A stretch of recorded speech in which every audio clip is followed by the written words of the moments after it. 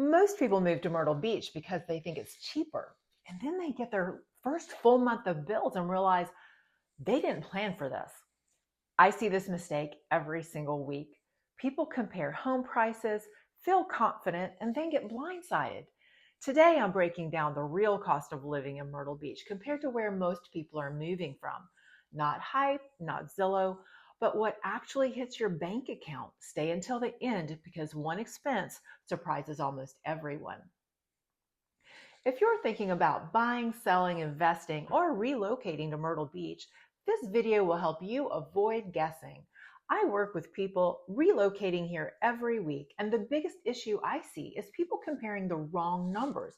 So today we're going to walk through this calmly, clearly, and honestly so you understand what Myrtle Beach really costs before making a move. Before we dive in, if you want help running numbers for your situation, please schedule a quick call. The link is in the description. So easy, and that will give you some clarity.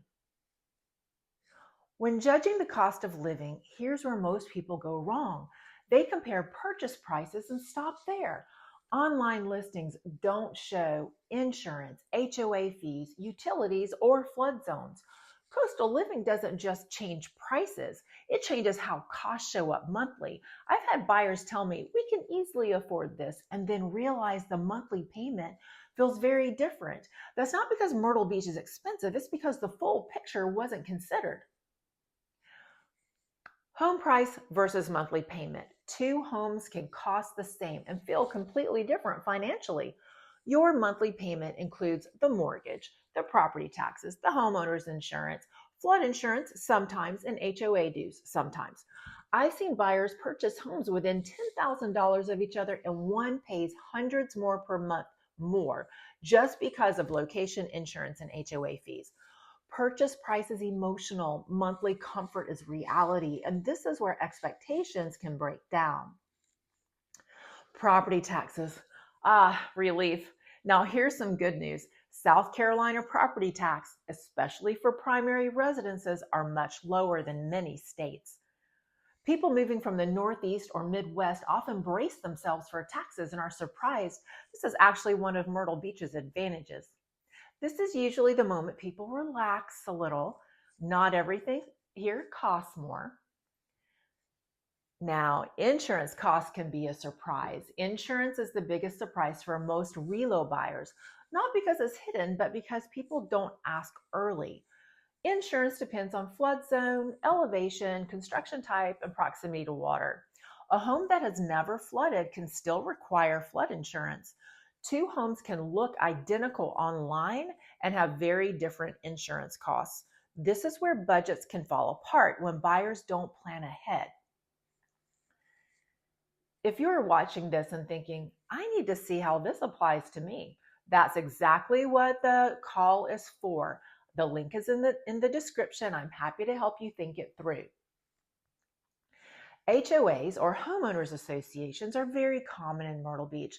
They're not bad, but misunderstanding them is expensive. Some HOAs include lawn care, exterior maintenance, internet, and amenities.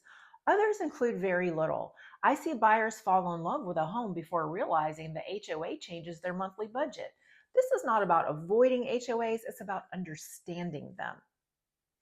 And how about those everyday living costs? Daily living costs feel different down here. Summer electric bills surprise people, especially those who are not used to heat and humidity. Water, trash, and internet all vary by community. And how and where you live determines whether you're paying tourist prices or living like a local. Locals don't live like tourists, and that makes a big difference.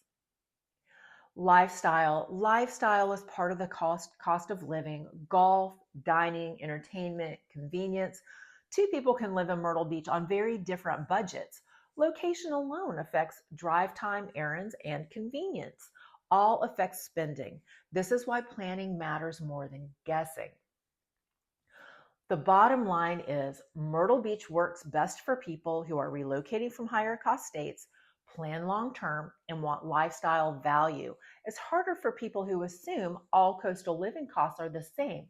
This isn't about convincing anyone to move, it's about helping people move smart. If you're trying to decide whether Myrtle Beach makes sense for you or what this would actually cost for your situation, I'd love to help. I have people just like you reaching out every week, some ready now, others still planning. The easiest next step is to just schedule a call. Use the link in the description.